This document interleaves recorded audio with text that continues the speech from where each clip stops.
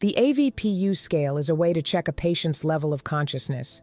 Each letter in AVPU, often spoken as AVPU, stands for a different way to tell how awake a patient is. A is awake. The patient is fully awake and can talk, answer questions, and knows what's going on. V is verbal. The patient is not fully awake, but will respond when someone talks to them. A verbal stimulus. A response might be opening their eyes or a movement. P is pain. The patient does not respond to talking, a verbal stimulus, but they react if given a pain stimulus like a pinch or sternum rub.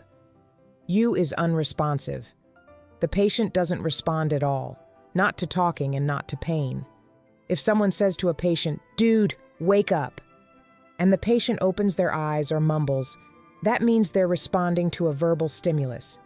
If they don't respond to your voice, but they move when you pinch their hand, that means they are responding to a pain stimulus.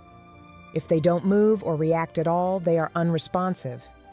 If they are talking to you and know what day it is or where they are awake and maybe even alert and oriented, which means they understand who they are, where they are, what time or day it is, what happened to them.